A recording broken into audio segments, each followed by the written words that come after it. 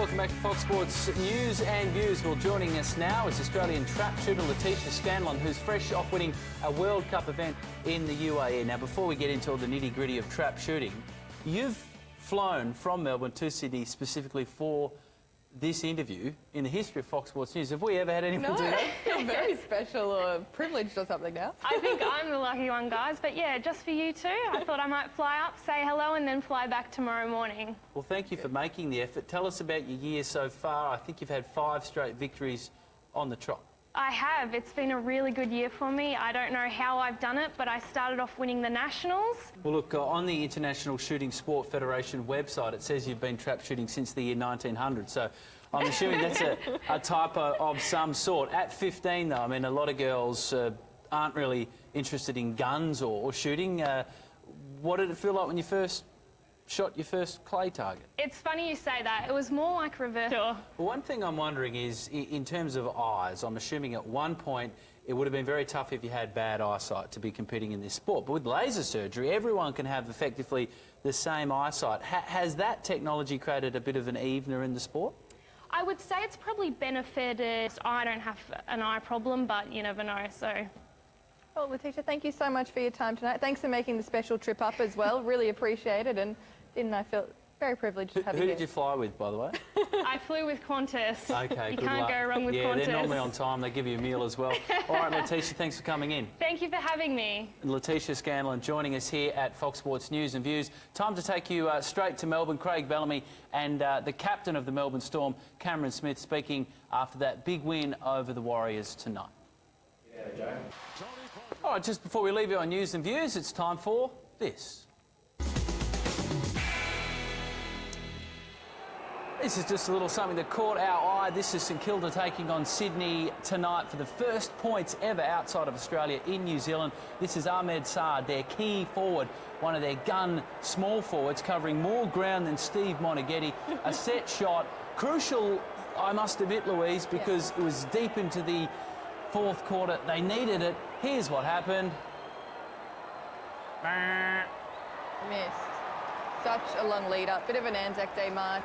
Didn't quite work. I think it happened twice in the game as well, Dean. Yeah, so maybe shorten the run-up and you might be better off. But that's Ahmed Saad there. 0 goals, 2 for the match. That's just something that caught our eye. Now, you are watching the dedicated 24/7 Aussie Sports News channel. Still to come, today's top stories. Chip win. Bit of reason as any today on Anzac Day, so I'm sure the boys will be having a couple of beers and playing some two-up.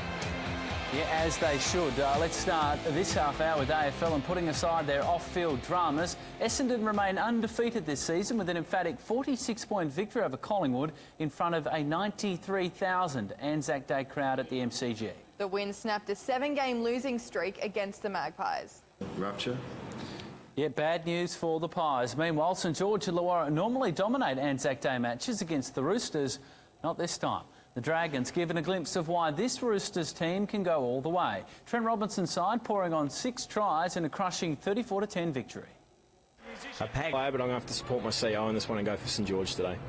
Yeah, good luck to everyone that is playing a bit of two-up today. Now, the bolter in Australia's Ashes squad, Chris Rogers, says that he had given up hope of a recall to the Test team, but is ready to take advantage of his second chance.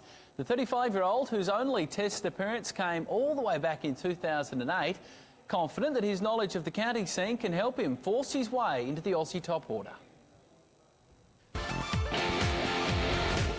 Good afternoon, welcome to Fox Sports News. I'm Dean Potter. I hope you're enjoying your Anzac Day. Here are the headlines. The Bombers looking to stay perfect on Anzac Day at the G. You don't barrack for teams as a commentator, but you barrack for people.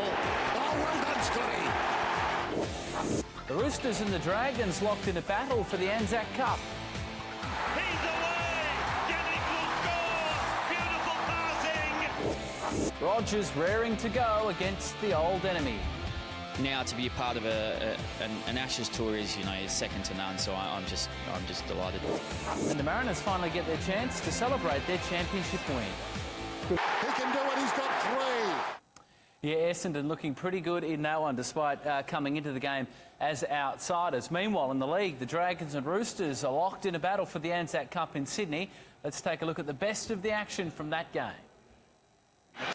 Well, the first signs that the all-conquering Central Coast may be breaking up have arrived, with English newspapers reporting Trent Sainsbury is headed to Championship side Bolton. It's believed the clubs have agreed to a transfer fee of more than $500,000. The news comes on a day the Mariners arrived home from Korea. Well, Brazil have failed to inspire in their first match at one of their newly completed World Cup stadiums. They were jeered by fans during a 2-2 draw with Chile in their final friendly before naming a Confederations Cup squad. Trailing to an early goal, an entirely home-based Brazil hit back either side of the break, taking the lead with some slick passing in the 54th minute. Their advantage didn't last long as Chile hit back through Eduardo Vargas. Vargas, technical player, talented player, a very talented player. How about that? 2-2. Wow, what a strike by Vargas. The draw a boost for Chile as they continue their push for World Cup qualification, while Brazil have won just one match since Luis Felipe Scolari returned as coach late last year.